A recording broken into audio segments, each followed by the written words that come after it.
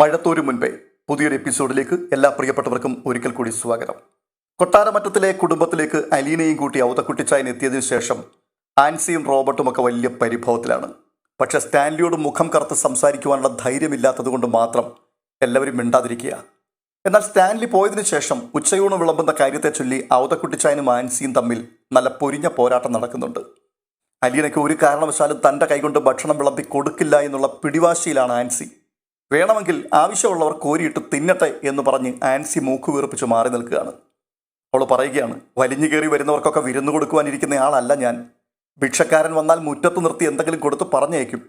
പണിക്കാരെ പിറകിലെ വരാന്തയിൽ കൊണ്ടുവന്ന് തിന്നാൻ കൊടുക്കും. പട്ടിക്ക് അതിൻ്റെ പാത്രത്തിൽ വിളമ്പി വെക്കും. കോഴിക്ക് മുറ്റത്തിട്ട് കൊടുക്കും. പന്നിക്ക് അതിൻ്റെ കൂട്ടിൽ കൊണ്ടുപോയി ഇട്ട് കൊടുക്കുകയും ചെയ്യും. അന്തസ്സായി സ്വീകരിച്ച് അകത്തിരുത്തി സൽക്കരിക്കുന്നത് അർഹതയുള്ള സ്വന്തക്കാരെ മാത്രമാണ്. ഞാൻ അങ്ങനെയാണ് ശീലിച്ചിട്ടുള്ളത്. അത് ഇനി മാറ്റാനും പോകുന്നില്ല. ആൻസി തൻ്റെ നിലപാടിൽ ഉറച്ചു നിൽക്കുകയാണ്. ആൻസിയുടെ ആ വർത്തമാനം ഔതക്കുട്ടിച്ചായനെ തെല്ലൊന്ന് അമ്പരപ്പിച്ചു. ഒരു നിമിഷത്തെ മൗനത്തിന് ശേഷം അയാൾ ചോദിക്കുന്നുണ്ട്, അങ്ങനെയാണെങ്കിൽ നീ ഞങ്ങളെ ഏതു വകുപ്പിലാണ് ഉൾക്കൊള്ളിച്ചിരിക്കുന്നത്? പട്ടിയോ പന്നിയോ കോഴിയോ അതോ പിച്ചക്കാരനോ? അപ്പച്ചാ, ഞാൻ പറഞ്ഞത് അപ്പച്ചന് മനസ്സിലായിട്ടുണ്ടെന്ന് എനിക്ക് നന്നായിട്ടറിയാം. അപ്പച്ചന് ചോറ് വേണമെങ്കിൽ പറ, ഞാൻ വിളമ്പിത്തരാം. വേറെ ആർക്കെങ്കിലും കഴിക്കണമെങ്കിൽ എടുത്തു കഴിക്കാം. എൻ്റെ അമ്മ കഷ്ടപ്പെട്ട് ചോറും കറിയും ഒക്കെ ഇവിടെ ഉണ്ടാക്കി വെച്ചിട്ടുണ്ട്. ഉടനെ ഔതക്കുട്ടി, നിന്റെ അമ്മയുടെയും ഔദാര്യം ഒന്നും എനിക്ക് വേണ്ട. ഞാൻ ഇവളെ ഹോട്ടലിൽ കൊണ്ടുപോയി ഊണ് വാങ്ങിച്ചു കൊടുത്തോളാം. കൊണ്ടുപോയിക്കോ. ആർക്കാ ഇത്ര ഛേദം? അപ്പച്ചൻ്റെ വിചാരം ഇങ്ങനെ ഒരെണ്ണത്തിനെ പ്രദർശിപ്പിച്ചുകൊണ്ട് നടക്കുന്നത് വലിയ കേമമാണെന്നാണ്. പുറത്തോട്ടിറങ്ങി 4 പേരുടെ മുമ്പിൽ ഒന്ന് പരിചയപ്പെടുത്തി കൊടുക്ക്. എൻ്റെ മൂത്ത മോന് കല്യാണത്തിന് മുൻപ് ഒരു അവിഹിത ബന്ധത്തിൽ ജനിച്ച സന്തതിയാണെന്ന് ഒന്ന് പറ. കേൾക്കുന്നൊരു മുഖത്ത് വിരൽ വെക്കുമ്പോഴറിയാം അതിൻ്റെ വിവരം. അല്ലെങ്കിൽ അപ്പച്ചനൊന്ന് ആലോചിച്ച് നോക്കി, ആരോടെങ്കിലും പറയാൻ കൊള്ളാവുന്ന കാര്യമാണോ ഇതൊക്കെ? നിങ്ങൾ അപ്പച്ചനും മൂത്ത മകനും ആരെയും പേടിക്കാത്തത് കൊണ്ട് നെറ്റിപ്പട്ടം കെട്ടിക്കൊണ്ട് നടക്കാം. പക്ഷേ ഞങ്ങളൊക്കെ കുറച്ച് അഭിമാനബോധമുള്ളവരാ. ചേട്ടൻ ഹിംസിക്കുമെന്ന് പേടിച്ചിട്ടാ അനിയന്മാരൊക്കെ അമർഷം കടിച്ചു പിടിച്ച് നടക്കുന്നത്. അല്ലാതെ ആർക്കും ഇഷ്ടമുണ്ടായിട്ടൊന്നുമല്ല. കുളത്തുപുഴയിലായതുകൊണ്ട് അധികം ആരും അറിയുന്നില്ലെന്ന് മാത്രം സമാധാനിച്ചിരിക്കുകയാണ്. അപ്പോഴാ ചെണ്ടൻ കുട്ടി ഇങ്ങോട്ടൊരു എഴുന്നള്ളത്ത്. ഇനിയിപ്പോൾ ഇവിടെ ആർക്കും പുറത്തിറങ്ങി നടക്കണ്ടല്ലോ. ആൻസിയുടെ നാവിൻ്റെ മൂർച്ച ഔതക്കുട്ടിച്ചാൻ അറിയാത്തതല്ല. എങ്കിലും അവൾ ഇങ്ങനെ വെട്ടിത്തുറന്ന് സംസാരിക്കുമെന്ന് ഔതക്കുട്ടിച്ചാൻ ഒട്ടും തന്നെ പ്രതീക്ഷിച്ചില്ല. ഉടനെ റോബോട്ട് പറയുന്നുണ്ട്, അവളുടെ വായിലിരുന്നത് കേട്ടപ്പോൾ അപ്പച്ചന് തൃപ്തിയായല്ലോ. കടിക്കാത്ത പട്ടിയുടെ വായിൽ കോലിട്ട് കുത്തി കടിച്ചു എന്ന് കേട്ടിട്ടേ ഉള്ളൂ. അപ്പച്ചന് ഇതിൻ്റെ വല്ല കാര്യം ഉണ്ടായിരുന്നു? ഇവിടെ ചോറും കറിയും വെച്ചിട്ടുണ്ട്, എടുത്തങ്ങ് കഴിച്ചാൽ പോരെ. ആരാടാ റോബിച്ച കടിക്കാത്ത പട്ടി? നിന്റെ കെട്ടിയോളാണോ? അവളിവിടെ കയറി വന്ന സമയം മുതൽ ഓടി നടന്ന് കടിച്ചുകൊണ്ടിരിക്കുകയല്ലേ ഇവിടെയുള്ളവരെയെല്ലാം. പേ ഇല്ലെന്നൊരു മെച്ചം മാത്രമേ ഉള്ളൂ. ഇല്ലായിരുന്നെങ്കിൽ പേ വിഷത്തിൻ്റെ കുത്തിവെപ്പെടുത്ത് മനുഷ്യൻ ഊപ്പാട് വന്നേനെ. എന്തായാലും ഇവിടുത്തെ ചോറിനെയും ലാലിച്ചൻ്റെ മോൾക്ക് വേണ്ട. ഇത് പറഞ്ഞ് ഔതക്കുട്ടിച്ചായൻ അലീനയുടെ കൈക്ക് പിടിച്ചുകൊണ്ട് നടക്കാനൊരുങ്ങി. പക്ഷെ അലീന നിന്നിടത്ത് ഒന്നും അനങ്ങിയില്ല. വീണ്ടും എന്തോ പറയുവാൻ ഭാവിച്ച ആൻസിയെ റോബോട്ട് കൈ ചൂണ്ടി വിലക്കി. മതി. ആൻസി ദേഷ്യം കടിച്ചടക്കി കൈയും കഴുകിയിട്ട് മുറിക്കകത്തേക്ക് കയറിപ്പോയി. ഉടനെ ഔതക്കുട്ടിച്ചായൻ അലീനയോട് പറയുക, നീ വാ മോളെ, ഇനി എന്നെ കാണാനാ ഇവിടെ നിൽക്കുന്നേ. ലാലിച്ചൻ വരുമ്പോൾ ഇത് വേണ്ടതുപോലെ കൈകാര്യം ചെയ്തോളും. ഞാൻ ഉടനെ തന്നെ അവനെ വിളിക്കുന്നുണ്ട്. പക്ഷേ ഔതക്കുട്ടിച്ചായൻ വിളിച്ചിടത്തേക്ക് പോകാതെ അലീന അവിടെ തന്നെ നിൽക്കുകയാണ്. എന്നിട്ട് പറയുക, വല്യപ്പച്ചനിങ്ങി വന്നേ, നമുക്കേ ഇവിടുന്ന് തന്നെ കഴിക്കാം. ഇത് പറഞ്ഞ് ഔതക്കുട്ടിച്ചായനെ ഡൈനിങ് ടേബിളിനരികെ കൊണ്ട് നിർത്തിയിട്ട് അവൾ അടുക്കളയ്ക്കകത്തേക്ക് കയറി. പുറമേ നിന്ന് നോക്കുന്നവർക്ക് മനോഹരമായ ഭവനമാണ്. അത്യാധുനിക സൗകര്യങ്ങളെല്ലാം അവിടെയുണ്ട്. പക്ഷേ ആ വീടിൻ്റെ അടുക്കളയിലേക്ക് കയറിയാൽ വെള്ളം കുടിക്കില്ല. അത്രമാത്രം വൃത്തിഹീനമായിരുന്നു. കൊട്ടാരമറ്റത്തിലെ അടുക്കളയ്ക്കുള്ളിൽ മനം പുരട്ടുന്ന ദുർഗന്ധം നിറഞ്ഞു നിന്നു. അലീന മൂക്ക് പൊത്തിക്കൊണ്ടാണ് ഓരോരോ പാത്രങ്ങളുടെയും മൂടി പൊക്കി നോക്കിക്കൊണ്ടേയിരുന്നത്. തുടർന്ന് അവൾ ഊണുമുറിയിലേക്ക് ചെന്നിട്ട് ഔതക്കുട്ടിച്ചായനോട് പറയുകയാണ്, അറപ്പാകുന്നുണ്ടല്ലോ വല്യപ്പച്ച ഈ അടുക്കളയിലോട്ട് കയറിയിട്ട്. ഇവിടുന്ന് എങ്ങനെ വല്ലതും എടുത്ത് കഴിക്കാൻ പറ്റും? എൻ്റെ മോളെ, അതുകൊണ്ടാണ് ഞാൻ പറഞ്ഞത് ഹോട്ടലിലേക്ക് പോകാമെന്ന്. എന്നും നമുക്ക് ഹോട്ടലിൽ നിന്ന് കഴിക്കാൻ പറ്റുമോ? അലീന ഊണുമേശയിലെ എച്ചിൽ തുടച്ചു മാറ്റി. തുടർന്ന് ആ അടുക്കളയ്ക്കകത്ത് വീണ്ടും കയറി ചോറും കറികളും ഒക്കെ എടുത്ത് അവിടെ കൊണ്ടുവന്ന് വിളമ്പി വെച്ചു. അത് കണ്ട് കണ്ണും മേടിച്ചിരുന്നിട്ട് ഔതക്കുട്ടിച്ചായൻ പറയുകയാണ്, ആരെന്ത് ചീത്ത പറഞ്ഞാലും നിനക്കൊരു നാണവും ഇല്ലാത്തതാണ് എനിക്ക് അതിശയം. ഞാനാണെങ്കിൽ ഈ വീട്ടിൽ നിന്ന് പച്ച വെള്ളം പോലും കുടിക്കത്തില്ലായിരുന്നു. അപ്പോൾ അലീന, അപ്പച്ചാ, അപ്പനും അമ്മയും ഇല്ലാത്തവൾ എന്ന നാണക്കേട് 23 വർഷം ഞാൻ സഹിച്ചില്ലേ? അത്രയും വലിയൊരു നാണക്കേടൊന്നും ഈ ലോകത്തില്ല വല്യപ്പച്ച. ഔതക്കുട്ടിച്ചായൻ്റെ നാവടഞ്ഞുപോയി. ആ വാക്കുകൾക്ക് മറുപടി പറയുവാൻ അദ്ദേഹത്തിന് ഒന്നുമില്ലായിരുന്നു. റാണി ആൻറ്റിയെ കൂടെ വിളിക്കണ്ടേ വല്യപ്പച്ച? വേണ്ട, മരുന്ന് കഴിച്ച് ഉറങ്ങിപ്പോയാൽ പിന്നെ തനിയെ എഴുന്നേൽക്കണം. ഇടയ്ക്ക് വിളിച്ചുണർത്തി കഴിഞ്ഞാൽ പിന്നെ പൈത്യമാ. എന്തായാലും ഉണർന്നൊന്ന് ഞാനൊന്ന് നോക്കിയേച്ചും വരാം. ഇത് പറഞ്ഞിട്ട് അലീന ഷെറിൻ കിടക്കുന്ന മുറിയുടെ വാതിക്കലേക്ക് പോയി. ഷെറിൻ അപ്പോഴും നല്ല ഉറക്കത്തിലായിരുന്നു. അലീന തിരിച്ചു പോന്നു. ഔതക്കുട്ടിച്ചായനും അവളും കൂടി ഒന്നിച്ചിരുന്ന് ഊണ് കഴിച്ചു. കൈ കഴുകി തുടയ്ക്കുന്നതിനിടയിൽ അലീനയോട് അവതക്കുട്ടിച്ചാൻ പറയുക, ഇനി വേണമെങ്കിൽ ഒന്ന് മയങ്ങിക്കൂ. അപ്പോൾ അലീന, വല്യപ്പച്ചൻ പോയി കിടന്നു, എനിക്കിവിടെ ഇത്തിരി ജോലിയുണ്ട്. അവൾ ചുരിദാറിന്റെ ഷാൾ എടുത്ത് അരയിൽ കെട്ടിക്കൊണ്ട് അടുക്കളയിലേക്ക് കയറി. നീ എന്നാ ചെയ്യാൻ പോവാ കൊച്ചേ? ഇതൊക്കെ ഒന്ന് വൃത്തിയാക്കണം വല്യപ്പച്ച. ബ്രിജിത്ത മമ്മി പറയും മനസ്സിൽ മാലിന്യം നിറയുമ്പോൾ അത് വീട്ടിലേക്കും കൂടി വ്യാപിക്കുമെന്ന്. പക്ഷെ ക്ലീൻ ചെയ്യുമ്പോൾ ആദ്യം വീട്ടിൽ നിന്ന് വേണം തുടങ്ങാൻ. കൊള്ളാം, അവൾ പറഞ്ഞ ചീത്ത മുഴുവൻ കേട്ടിട്ട് നീ അവളുടെ അടുക്കള വൃത്തിയാക്കാൻ പോവാണോ? മറുപടി പറയാതെ അലീന സിങ്കിനുള്ളിലും വെളിയിലുമായി കൂമ്പാരം കൂടിക്കിടന്ന എച്ചിൽ പാത്രങ്ങൾക്കിടയിലേക്ക് കൈയിട്ടു. ആൻസി ഊണ് കഴിച്ചതിൻ്റെ ക്ഷീണത്തിൽ വിശ്രമിക്കാൻ കിടക്കുകയായിരുന്നു. റോബർട്ട് തലക്കടിയിൽ കൈകൾ കോർത്തു വെച്ച് അരികെ കിടപ്പുണ്ട്. അപ്പോൾ റോബർട്ട് ആൻസിയോട് പറയുകയാണ്, നീ അത്രയൊന്നും കടത്തി പറയേണ്ട കാര്യമില്ലായിരുന്നു ആൻസി. ഞാൻ ഉള്ളത് തന്നെയല്ലേ പറഞ്ഞത്. ഞാനേ നല്ല ഒന്നാം തരം തറവാട്ടിൽ ജനിച്ചു വളർന്നവൾ തന്നെയാണ്. റോബിച്ചായന് കിട്ടാവുന്നതിലും കൂടുതൽ സ്ത്രീധനവുമായിട്ടാണ് ഞാൻ ഈ വീട്ടിലേക്ക് വലതുകാലം വെച്ച് കയറി വന്നത്. എനിക്ക് ആരുടെയും മുമ്പിൽ നട്ടല് വളയ്ക്കേണ്ട കാര്യമില്ല. എടി, ഈ വീടും 1/2 ഏക്കറും അപ്പച്ചൻ്റെ പേരിലാണെന്ന് നീ ഓർക്കണം. അപ്പച്ചനത് ആർക്ക് വേണമെങ്കിലും കൊടുക്കാം. നമ്മളിവിടെ നിന്ന് ഇറങ്ങിപ്പോകേണ്ടി വരും. പോകേണ്ടി വന്നാൽ പോകണം. എന്തിനാ ഡെമോക്ലീസിന്റെ വാള് പോലെ ഇങ്ങനൊരു വീട്? നമ്മുടെ വീതത്തിലോട്ട് പുതിയൊരു വീടങ്ങ് വെക്കണം. പിന്നെ ഒരുത്തനും തറവാടാണ് തായ്പുരയാണ് എന്നൊന്നും പറഞ്ഞ് കയറി വരില്ലല്ലോ. എനിക്കാണെങ്കിൽ ഇങ്ങനെ ഇടയ്ക്കിടയ്ക്ക് ഓരോരുത്തർ വരുന്നത് കാണുമ്പോൾ കലി അങ്ങോട്ട് കയറും. എല്ലാവർക്കും വെച്ചു വിളമ്പി കൊടുക്കുകയും വേണം, കുറ്റം പറച്ചിലും കേൾക്കണം. അല്ലെങ്കിലും തറവാട്ടിൽ ജീവിക്കുന്ന മക്കളുടെ വിധി ഇതൊക്കെ തന്നെയാണ്. എടി ആൻസി, നീ ചുമ്മാ മണ്ടത്തരം പറയാതെ. ഈ വീടിന്റെ 1/2 ഏക്കറിന്റെയും വില ഇപ്പോഴെത്രയാണെന്ന് നിനക്കറിയാവോ? നീ അപ്പച്ചനെ കലിപ്പിച്ചാൽ അപ്പച്ചൻ ചിലപ്പോൾ അതെടുത്ത് ലാലിച്ചന്റെ പേരിലോട്ടങ്ങ് എഴുതി കൊടുത്താലോ? ഈയിടെയായിട്ട് അപ്പച്ചന് ലാലിച്ചായനോടാണ് പ്രിയം. അതെ, അവളെ കണ്ടിട്ടാ. അതിനു മുമ്പ് കുളത്തുപുഴയ്ക്ക് പോരുന്നോന്ന് ചോദിച്ചാൽ കെട്ടി വലിച്ചാൽ പോകാത്ത ആളാ. ഇവിടെ ഇരുന്നുകൊണ്ട് ചേട്ടന്റെ കുറ്റം പറയുന്നത് ഞാൻ എത്ര തവണ കേട്ടിരിക്കുന്നു. വല്യപ്പച്ചനെ അവളങ്ങ് മയക്കിയെടുത്തു, അതിൻ്റെതായി കാണുന്നതൊക്കെ. ആൻസി, ദൈവത്തെ ഓർത്ത് ഇനി നീ വാ തുറക്കരുത്. അവർ ഹോട്ടലിൽ പോകാതിരുന്നത് ഭാഗ്യം. പോയിരുന്നെങ്കിൽ ലാലിച്ചായൻ ഇവിടെ വന്ന് ഭയങ്കര ബഹളം ഉണ്ടാക്കിയനെ. എന്നാലും റോബിച്ചായ, അവളെ സമ്മതിക്കണം. ഞാൻ അത്രയെല്ലാം പറഞ്ഞത് കേട്ടിട്ട് നാണവും മാനവും ഉള്ള ജാതിയാണെങ്കിൽ ഇവിടുത്തെ ചോറെടുത്ത് ഉണ്ണുവോ? ഏതോ അനാഥാലയത്തിൽ വളർന്നവളല്ലേ, ആർത്തിപ്പണ്ടാരമായിരിക്കും. എച്ചില് തിന്നാനും മടി കാണിക്കില്ല. ഇത് കേട്ടപ്പോൾ റോബർട്ടിന് അങ്ങോട്ട് ദേഷ്യം പെരുത്ത് കയറാൻ തുടങ്ങി. അയാൾ പറയുക, നീയൊന്നും മിണ്ടാതെ കിടക്കുന്നുണ്ടോ? എൻ്റെ കയ്യിൽ നിന്ന് മേടിക്കരുത്. ആൻസി മയക്കം പിടിച്ചപ്പോൾ റോബർട്ട് പതിയെ കിടക്ക വിട്ട് എഴുന്നേറ്റു. അടുക്കളയിൽ നിന്ന് തട്ടുമുട്ട് ശബ്ദങ്ങളൊക്കെ കേൾക്കുന്നുണ്ട്. റോബർട്ട് ഒച്ച കേൾപ്പിക്കാതെ ഊണുമുറിയിലെത്തി. അടുക്കളയിൽ തറയിലെമ്പാടും സോപ്പ് പതയും കാപ്പിപ്പൊടി കളറിലുള്ള അഴുക്കു വെള്ളവും. അലീന ചൂലുകൊണ്ട് സ്ലാബുകൾ അടിച്ചു കഴുകി ഇറക്കുകയാണ്. അലീന എപ്പോഴോ തിരിഞ്ഞു നോക്കിയപ്പോൾ ഡോർ കട്ടന് പിന്നിൽ റോബർട്ട് അങ്ങനെ പതുങ്ങി നിൽക്കുന്നത് കണ്ടു. അയാൾക്ക് പിൻവലിയുവാൻ അവസരം കിട്ടിയില്ല. 2 നിമിഷം ആശ്ചര്യത്തോടെ നിന്നിട്ട് അവൾ അയാളെ നോക്കി പുഞ്ചിരിച്ചു. എന്നിട്ട് റോബർട്ടിനോട് അലീന ചോദിക്കുകയാണ്, എന്നെ ഒന്ന് ഹെൽപ്പ് ചെയ്യാമോ? അത് കേട്ടപ്പോൾ റോബർട്ടിന് ആകെ ഒരു ജാള്യത തോന്നി. അങ്കിൾ ഇങ്ങോട്ടൊന്ന് വന്നേ. റോബർട്ടിന് സ്നേഹപൂർണ്ണമായ ആ ക്ഷണം നിരസിക്കുവാൻ കഴിഞ്ഞില്ല. അയാൾ അടുക്കളയിലേക്ക് കയറി ചെന്നു. ഈ ഫ്രിഡ്ജും വാഷിംഗ് മെഷീനും ഇത്തിരി ഒന്ന് മാറ്റിവെക്കാമോ? ഞാൻ തനിയെ പിടിച്ചിട്ട് അനങ്ങുന്നില്ല. അലീന ചൂല് തറയിലിട്ട് ഫ്രിഡ്ജിന്റെ ഒരു സൈഡിൽ പിടിച്ചു, മറ്റേ സൈഡിൽ റോബർട്ടും. ഇതിനിടയിൽ റോബർട്ട് ചോദിക്കുന്നുണ്ട്, നിന്നെക്കൊണ്ട് പറ്റുമോ ആ സൈഡ് പൊക്കാൻ? അപ്പോഴേക്കും അലീന ഒന്ന് ചിരിച്ചിട്ട് പറയുകയാണ്, പിന്നെ കൊള്ളാം, എന്നെ ഈ കാണുന്നത് പോലെ ഒന്നുമല്ല, ഭയങ്കര ആരോഗ്യമല്ലേ എനിക്ക്. തുടർന്ന് അവൾ വലത് കൈയുടെ മസിൽ പിടിച്ചങ്ങോട്ട് കാണിച്ചു. റോബോട്ടിന് ചിരി വരുന്നുണ്ടായിരുന്നു, എങ്കിലും അയാൾ അത് കടിച്ചമർത്തി. ഫ്രിഡ്ജ് വല്ല വിധനയും നിരക്കി മാറ്റി. വാഷിംഗ് മെഷീനും അല്പം മാറ്റിവെച്ചു. രണ്ടും ഇരുന്ന സ്ഥാനത്ത് ഫ്ലോറിൽ കറുത്ത് പറ്റിപ്പിടിച്ചിരുന്ന അഴുക്ക് അലീന സോപ്പ് വെള്ളം ഉപയോഗിച്ച് അടിച്ച് കഴുകി. വാഷിംഗ് മെഷീന്റെ അടിയിൽ എലിക്കൂടുണ്ടായിരുന്നു. അലീന അതിലുണ്ടായിരുന്ന കടലാസ് തുണ്ടുകളും തുണിക്കഷ്ണങ്ങളും തോണ്ടിയെടുത്ത് കളഞ്ഞു. വാഷിംഗ് മെഷീനും ഫ്രിഡ്ജും പൂർവ്വസ്ഥാനങ്ങളിൽ വെച്ചു. റോബർട്ട് മടങ്ങിപ്പോകുവാൻ ഭാവിച്ചപ്പോൾ അവൾ വീണ്ടും കെഞ്ചി, ഒരു ചെറിയ സഹായം കൂടി ചെയ്തു തരുമോ? ഈ ഒഴിഞ്ഞ കുപ്പികളും ടിന്നുകളുമെല്ലാം ബർത്തിന്റെ മുകളിലാക്കണം. ഞാൻ താഴെ നിന്ന് എടുത്തു തരാം. അങ്കിൾ സ്ലാബിലോട്ടൊന്ന് കയറി നിന്നിട്ട് മുകളിലോട്ട് അടുക്കിയാൽ മാത്രം മതി. റോബർട്ട് വിസമ്മതമൊന്നും കൂടാതെ അനുസരിച്ചു. അലീന താഴെ നിന്ന് ടിന്നുകളും കാലിക്കുപ്പികളും പെറുക്കി കൊടുത്തുകൊണ്ടായിരുന്നു. ഇവിടെ മുമ്പ് ബാറ് നടത്തിയിട്ടുണ്ടായിരുന്നോ? ഇത്രയും കാലിക്കുപ്പികൾ, അതും പല ടൈപ്പിലുള്ളത്. അതൊക്കെ ആരെങ്കിലുമൊക്കെ വരുമ്പോൾ സൽക്കരിക്കുന്നതാ. വിഷം കൊടുത്താണ് സൽക്കാരം അല്ലേ? കൊടുത്തു മാത്രം പോരല്ലോ, കൂടെ ഇരുന്ന് കുടിക്കുകയും ചെയ്യണ്ടേ? അതിന് റോബർട്ട് മറുപടി ഒന്നും പറഞ്ഞില്ല. ബർത്തിൽ എല്ലാം അടുക്കി കഴിഞ്ഞപ്പോൾ റോബർട്ട് താഴെ ഇറങ്ങി. അപ്പോൾ അവൾ പറയുകയാണ്, ഈ അടുക്കള വെടിപ്പായി കിടക്കണമെങ്കിലേ വീട്ടിലുള്ള ആണുങ്ങളും കൂടി മനസ്സ് വെക്കണം. വല്ലപ്പോഴും ഒരു കൈ സഹായിച്ചാൽ എന്താ കുഴപ്പം? റോബർട്ട് ആ കൃത്രിമ ഗൗരവം മുഖത്ത് വരുത്തിക്കൊണ്ട് വീണ്ടും ചോദിക്കുകയാണ്, ഇനി ഞാൻ വല്ലതും ചെയ്യണോ? വേണ്ട വേണ്ട, ഇത്രയും മതി, താങ്ക്സ്. അലീന ജോലി ചെയ്തു നോക്കി അയാൾ അല്പനേരം കൂടി അവിടെ നിന്നു. ജോലിക്കിടയിൽ തന്നെ അലീന 2 തവണ ഷെറിന്റെ റൂമിൽ ചെന്ന് നോക്കി. 2ാം തവണ ചെല്ലുമ്പോൾ അവൾ ഉണർന്നെഴുന്നേറ്റിരിപ്പുണ്ടായിരുന്നു. ഷെറിൻ മുൻപ് കണ്ടിട്ടില്ലാത്തതുപോലെ അലീനയുടെ നേർക്ക് തുറച്ചു നോക്കിക്കൊണ്ടിരുന്നു. നിർവികാരവും മരവിച്ചതുമായ ഒരു മുഖമാണ് അതെന്ന് അലീനയ്ക്ക് തോന്നി. എഴുന്നേൽക്കുവാൻ പറഞ്ഞപ്പോൾ അവൾ എഴുന്നേറ്റു.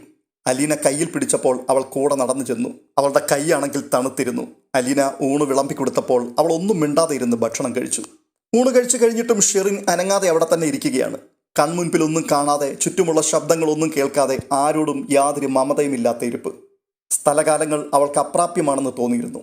മരുന്ന് കഴിക്കും മുമ്പ് എല്ലാവരോടും കലഹിക്കുകയും പരിഭവിക്കുകയും ചെയ്തുകൊണ്ട് ആർത്തിരമ്പുന്ന ദുഃഖസമുദ്രത്തെ അമർത്തിപ്പിടിച്ച് നഷ്ടപ്പെട്ട മോളെ ഓർത്ത് സങ്കടപ്പെട്ടിരിക്കുന്ന ഷെറിനാണ് യഥാർത്ഥ ഷെറിനെന്ന് അലീനയ്ക്ക് തോന്നി. ഈ ഷെറിൻ ഒരു പാവയാണ്.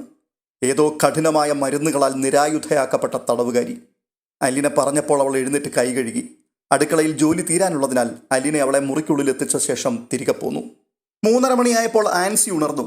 അവൾ കിച്ചണിലേക്ക് ചെന്ന് നോക്കുമ്പോൾ കണ്ട മാറ്റം അത്ഭുതകരമായിരുന്നു. അഴുക്കും മെഴുക്കും പുരണ്ട് കരിവാളിച്ചു കിടന്ന തറ കണ്ണാടി പോലെ വെട്ടിത്തിളങ്ങുന്നു. ഗ്രാനൈറ്റ് ഇട്ട കിച്ചൺ സ്ലാബുകളിൽ മുഖം നോക്കി മുടി മിനുക്കാം. ഒഴിഞ്ഞ ജാറുകളെല്ലാം കഴുകി തുടച്ച് അടുക്കി വെച്ചിരിക്കുന്നു. സ്റ്റെയിൻലെസ് സ്റ്റീലിന്റെ സ്റ്റൗവും മൈക്രോവേവ് ഓവനും വെളിച്ചമേറ്റ് തിളങ്ങുന്നു. പ്ലേറ്റുകളും ഗ്ലാസുകളും എല്ലാത്തരം പാത്രങ്ങളും കഴുകി തുടച്ച് യഥാസ്ഥാനങ്ങളിൽ അടുക്കി വെച്ചിരിക്കുന്നു. ഒരു സാധനവും വേണ്ടാത്ത സ്ഥാനത്തിരിക്കുന്നില്ല. വാഷിംഗ് മെഷീനും ഫ്രിഡ്ജും പുത്തനാണെന്ന് തോന്നിച്ചു. കിച്ചണിൽ ഇരട്ടി സൗകര്യം. ഒരു ഈച്ച പോലും എവിടെയും പറക്കുന്നില്ല. വർക്ക് ഏരിയയും സ്റ്റോറുമെല്ലാം ക്ലീൻ. എങ്ങനെയുണ്ട്?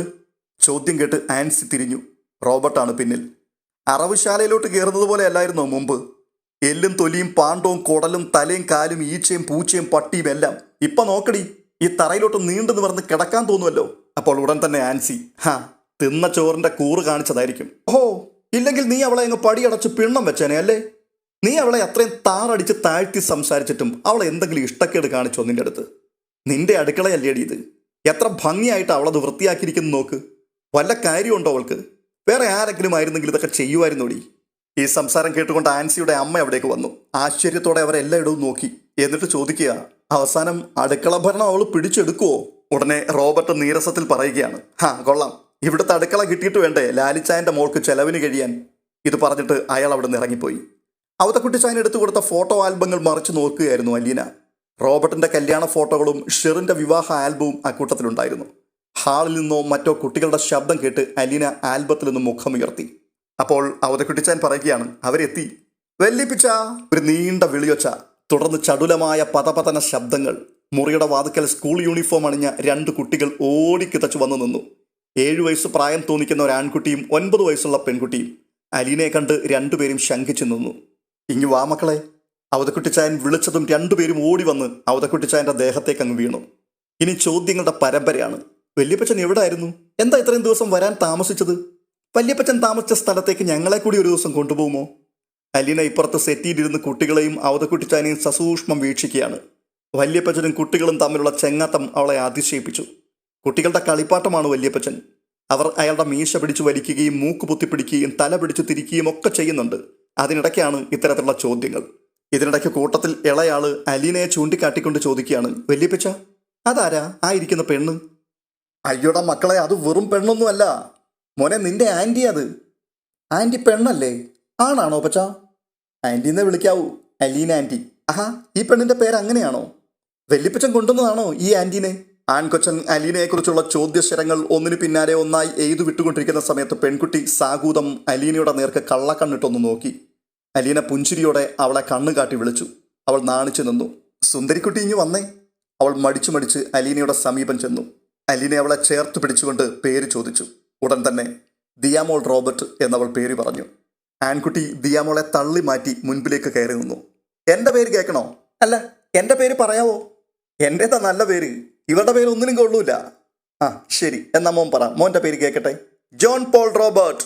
വെടിപൊട്ടുന്ന ഒച്ചയിലായിരുന്നു അവൻ അവൻ്റെ പേര് പറഞ്ഞു വെച്ചത്.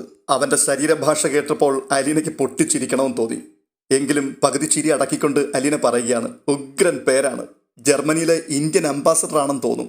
അപ്പോൾ പെൺകുട്ടി ചോദിക്കുകയാണ്, എൻ്റെ പേരോ ആൻറ്റി? മോളുടെ നല്ല ഒന്നാം തരം സുന്ദരി പേരല്ലേ? ഇത്രയും നല്ല പേര് ഞാൻ കേട്ടിട്ടേ ഇല്ല.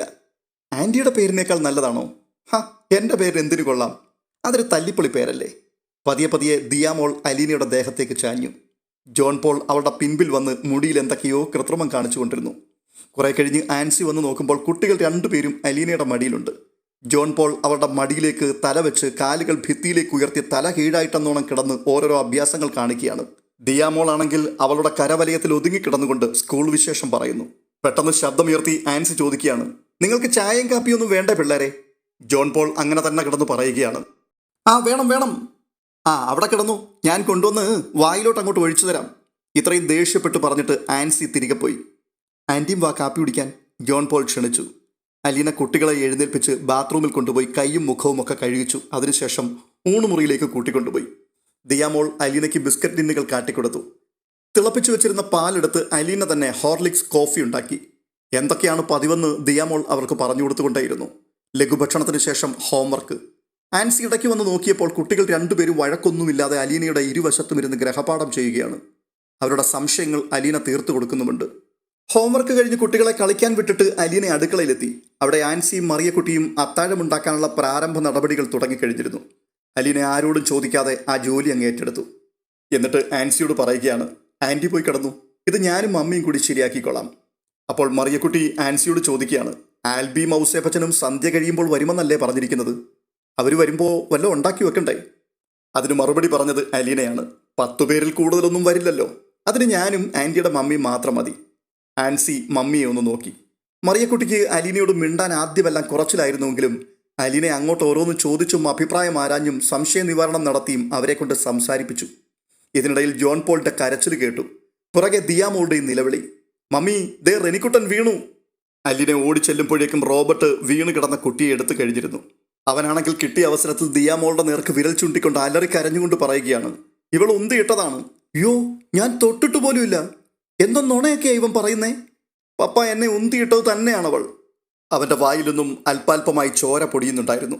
റോബർട്ട് അവന്റെ വായ്ക്കുള്ളിൽ പരിശോധിച്ചു. വാതിൽ കട്ടിളയിലിടിച്ച് ചുണ്ടിന്റെ ഉൾഭാഗം അല്പം പൊട്ടിയിട്ടുണ്ട്. അത് കണ്ടുകൊണ്ട് റോബർട്ട് ദിയാമോളുടെ നേരെ തിരിഞ്ഞിട്ട് ശാസിക്കുകയാണ്, നീ ഒട്ടും മോശക്കാരിയല്ലല്ലോടി. ഇവന്റെ അടുത്ത് ഗുസ്തി പിടിക്കാൻ നീ ചെന്നിട്ടല്ലേ? പപ്പായ, അവൻ എൻ്റെ മുതുകത്ത് ഇടിച്ചിട്ട് ഓടിയതാണ്. നീ അത്ര കേമിയൊന്നും ആകണ്ട കേട്ടോ. എന്തായാലും ചുമ്മാതെ അവൻ്റെ വായി മുറിയത്തൊന്നുമില്ല. പപ്പ വഴക്ക് പറയുന്നത് കേട്ട് ദിയാമോൾക്ക് കരച്ചിൽ വന്നു. റോബർട്ട് മോൻ്റെ വായ കഴുകിച്ചു. ചോര വരുന്നത് നിലച്ചിട്ടും അവൻ കരച്ചിൽ നിർത്തുന്നില്ല. അലീന അവനെ റോബർട്ടിൻ്റെ കയ്യിലൊന്ന് വാങ്ങി തോളത്തണച്ചു പിടിച്ച് പുറത്ത് തട്ടിക്കൊണ്ട് നടന്നു. കിച്ചണിൽ കയറി അവൻ്റെ വായിലെ മുറിവിൽ പഞ്ചസാര പതിപ്പിച്ചു കൊടുത്തു. അപ്പോഴും അവൻ പറയുകയാണ്, അവൾ എന്നെ തള്ളിയിട്ടത് തന്നെ ആൻറ്റി. നുണ പറയല്ലേ കള്ളക്കുട്ടാ, ആൻറ്റിയല്ലേ മോനെ തള്ളിയിട്ടത്? ഈ ആൻറ്റിയോ? അതെ. അവൻ പെട്ടെന്ന് തല വെട്ടിച്ചിട്ട് പറഞ്ഞു, അല്ല. അലീന അവനെയും കൊണ്ട് ദിയാമോളുടെ അരികിലെത്തി. അവൾ ഹാളിൽ തനിച്ചിരുന്ന് വിതുമ്പുകയായിരുന്നു. അലീന അവനെ ചേർത്ത് പിടിച്ചുകൊണ്ട് ദിയാമോൾക്ക് അരികിൽ തന്നെ ഇരുന്നു. എന്നിട്ട് പറയുകയാണ്, പപ്പ അറിയാതെ വഴക്ക് പറഞ്ഞതല്ലേ മോളെ? മോള് തള്ളിയിട്ടതല്ലെന്ന് ആൻറ്റിക്കറിയാം, മമ്മിക്കറിയാം, ഇപ്പം പപ്പയ്ക്കും അറിയാം. ഇവൻ നുണ പറഞ്ഞു കൊടുത്തത് കൊണ്ടല്ലേ ആൻറ്റി? അവൾ വീണ്ടും വിതുമ്പുകയാണ്. അപ്പോൾ അലീന ഉരുണ്ടു വീണ് ചുണ്ടൊക്കെ പൊട്ടി വായിന്ന് ചോരയൊക്കെ വന്ന് വല്ലാതെ വേദനിക്കുമ്പോൾ ഒരു കുഞ്ഞു നുണയൊക്കെ പറയാം അല്ലേ റെനിക്കുട്ടാ? സംഗതി തനിക്ക് അനുകൂലമാണെന്ന് കരുതി അവൻ മെല്ലെ തലയാട്ടി. പിന്നെ വേദനയൊക്കെ മാറി നല്ല മിടുക്കനാകുമ്പോൾ ആ പറഞ്ഞ നുണ അങ്ങ് തിരിച്ചെടുത്തേക്കണം കേട്ടോ. എന്നിട്ട് സോറിയും പറഞ്ഞേക്കണം. അവൻ അവളുടെ മുഖത്തേക്ക് സംശയത്തോടെ സൂക്ഷിച്ചൊന്ന് നോക്കി. അലീന അവൻ്റെ വായ്ക്ക് നേരെ കൈ കൊണ്ടുവന്ന് എന്തോ പിടിച്ചെടുത്തതുപോലെ ഒരു ആംഗ്യം കാട്ടി. കൈ ചുരുട്ടിപ്പിടിച്ച് അത് ദിയാമോളുടെ നേർക്ക് നീട്ടി. ദാ റെനിക്കുട്ടൻ പറഞ്ഞ നുണ അത് തിരിച്ചു തന്നിരിക്കുന്നു. ഒരു സോറിയും പറയ്. സോറി. ജോൺ പോൾ ആ സോറി പറഞ്ഞത് മടിച്ചായിരുന്നു. അയ്യോ, ഇങ്ങനെയല്ല നല്ല കുട്ടികൾ. അലീന അവൻ്റെ നെറ്റിയിലും നെറുകയിലും ഓരോ ഉമ്മ കൊടുത്തു. അത് കണ്ടപ്പോൾ ദിയാമോളും ഒരു ലാളനം കൊതിച്ച് അവളെ തന്നെ സൂക്ഷിച്ചു നോക്കി. അലീന അപ്പോൾ അവളെയും ആലിംഗനം ചെയ്ത് കവിളത്തൊരു മുത്തം നൽകി. ഇനി നമുക്ക് കുളിക്കണ്ടേ? ഈ യൂണിഫോം എല്ലാം മാറ്റിയിട്ട് വേറെ ഡ്രസ്സൊക്കെ ഇടണ്ടേ? അലീന നേരെ അവരെ കുളിമുറിയിലേക്ക് കൊണ്ടുപോയി രണ്ടുപേരെയും വേഗത്തിൽ കുളിപ്പിച്ച് പുറത്തിറക്കി. കുട്ടികൾ അലമാരയിൽ നിന്നും എടുത്തുകൊണ്ടുവന്ന ഡ്രസ്സ് ഇടിപ്പിച്ചു. അലീന തൻ്റെ കുഞ്ഞുങ്ങളെ പരിചരിക്കുന്നതും ലാളിക്കുന്നതുമെല്ലാം ആൻസി കാണുന്നുണ്ടായിരുന്നു. സ്കൂൾ വിട്ട് വന്നു കഴിഞ്ഞാൽ കുട്ടികൾ ആൻസിക്കുണ്ടാക്കുന്ന തലവേദന ചില്ലറയല്ല. രണ്ടുപേരും തമ്മിൽ എപ്പോഴും അടികൂടും. ജോൺ പോൾ കസേര നിരക്കിക്കൊണ്ടുപോയി അതിൽ ചവിട്ടി ഫ്രിഡ്ജിൻ്റെ മുകളിലും അലമാരിയുടെ മുകളിലും വലിഞ്ഞു കയറും. ചിലപ്പോൾ ടി.വിക്ക് മീതെ കയറി കാല് തൂക്കിയിട്ടുകൊണ്ടിരിക്കും. ഇന്ന് ആൻസിക്ക് അവരെ കൊണ്ട് ഒരു ബുദ്ധിമുട്ടും ഉണ്ടായില്ല. അലീന അവരെ ഇണക്കിക്കൊണ്ട് നടക്കുകയാണ്. ആ സമയത്ത് ഉച്ചയ്ക്ക് താൻ അലീനയെ പരോക്ഷമായി അധിക്ഷേപിക്കുകയും നിന്ദിക്കുകയും ചെയ്തത് ആൻസിക്ക് ഓർമ്മ വന്നു. അലീനയാണെങ്കിൽ അങ്ങനെയൊന്നും സംഭവിച്ചിട്ടേ ഇല്ല എന്ന മട്ടിൽ ആൻസിയോട് സംസാരിക്കുകയും ചെയ്തു. യാതൊരു കന്മഷവും മനസ്സിൽ വെക്കാതെ ആൻസിയുടെ ജോലികളൊക്കെ ഏറ്റെടുത്ത് സഹായിച്ചു. ഇപ്പോൾ അലീനയുടെ മുഖത്ത് നോക്കുവാൻ ആൻസിക്ക് അല്പം ഒരു ജാള്യതയുണ്ട്. കുട്ടികളെ TV കാണാനിരുത്തിയിട്ട് അലീന വീണ്ടും അടുക്കളയിലെത്തി. 7:30 മണിയോടെ ഒരു ജീപ്പിൽ ആൽബർട്ടും ഔസേപ്പച്ചനും എത്തിച്ചേർന്നു. സ്റ്റാൻലി അലീനയെ തറവാട്ടിൽ കൊണ്ടുവന്ന് വിട്ടതറിഞ്ഞു വന്നിരിക്കുകയാണ് രണ്ടാൾക്കാരും. വന്നയുടനെ അവർ റോബിച്ചനെയും വിളിച്ച് ടെറസിലേക്ക് കയറിപ്പോയി. തുടർന്ന് അവിടെ ഒരു കൂടിയാലോചന അരങ്ങേറി. അലീനയുടെ വരവും ഔതക്കുട്ടിച്ചായന്റെയും സ്റ്റാൻലിയുടെയും സമീപനവും അതിനെതിരെ സ്വീകരിക്കേണ്ട നടപടികളുമായിരുന്നു മുഖ്യ സംഭാഷണ വിഷയം. അതിനിടയിൽ ഒരു കുപ്പിയുടെ അടപ്പും തുറക്കപ്പെട്ടു. ഗ്ലാസുകളിലേക്ക് ലഹരി പാനീയം ഒഴുകി. അത്താഴത്തിന് സമയമായപ്പോൾ മൂവരും കൂടി താഴെ ഊണുമുറിയിലെത്തി. ഔസേപ്പച്ചൻ ഔതക്കുട്ടിച്ചായനെ വിളിച്ചു വരുത്തി വിചാരണ ആരംഭിച്ചു. ലാലിച്ചായൻ ഇത് എന്തിന്റെ പുറപ്പാടിലാപ്പച്ച? ഇവളെ എന്തിനാണ് ഈ തറവാട്ടിലേക്ക് കൂട്ടിക്കൊണ്ടുവന്നത്? കുളത്തുപുഴയിലും അഞ്ചലിലും മുഴുവൻ നാറ്റിച്ചിട്ട് പോരാഞ്ഞിട്ടാണോ? അപ്പച്ചൻ എന്തുകൊണ്ടാ ലാലിച്ചായന് ഈ വേണ്ട ഒത്താശകളൊക്കെ ചെയ്തു കൊടുക്കുന്നത്? മനസ്സിലാകാഞ്ഞിട്ട് ചോദിക്കുക. മക്കളുടെ ആവലാതികളെല്ലാം കേട്ടിട്ട് ഔതക്കുട്ടിച്ചായൻ പറയുകയാണ്, ലാലിച്ചൻ നാളെയോ മറ്റന്നാളോ ഇങ്ങു വരും. ചോദിക്കാനുള്ളവരൊക്കെ ഇവിടെ ഹാജരായി വേണ്ടതുപോലെ ചോദിച്ച് മറുപടി വാങ്ങിച്ചോണം. ആൻസിയും മറിയക്കുട്ടിയും കൂടിയാണ് ഊണുമേശമേൽ പ്ലേറ്റുകൾ നിരത്തിയതും വിളമ്പിയതും. അലീന മനഃപൂർവ്വം ആ ഭാഗത്തേക്ക് പോയതേയില്ല. കുട്ടികളടക്കം എല്ലാവരും ഇരുന്നു കഴിഞ്ഞപ്പോൾ ഔതക്കുട്ടിച്ചായൻ അലീനയെ വിളിച്ചു. അവൾ വാതിൽ കടന്നു ചെന്നതും ഔസേപ്പച്ചന്റെയും ആൽബർട്ടിന്റെയും നോട്ടം അവൾക്കുമേൽ വീണു. ചിന്നമ്മയുമായുള്ള തന്റെ രൂപസാദൃശ്യം അവരെയും തെല്ലൊന്ന് അമ്പരപ്പിച്ചുവെന്ന് അവൾക്ക് മനസ്സിലായി. അലീനയ്ക്ക് വേണ്ടി ഒഴിച്ചിട്ടിരുന്ന കസേര നിരക്കി അങ്ങോട്ടിട്ടിട്ട് ഔതക്കുട്ടിച്ചായൻ ചോദിക്കുകയാണ്, നീ എന്തിനാ മോളെ ഒഴിഞ്ഞു മാറി നിൽക്കുന്നത്? നീ കൂടി വന്നിരിക്കേ. അലീന മാറിൽ കൈകൾ കെട്ടി. തുടർന്ന് അത്താഴമേശമേൽ ഉണ്ടായിരുന്നവരെയെല്ലാം ഒന്ന് നോക്കി.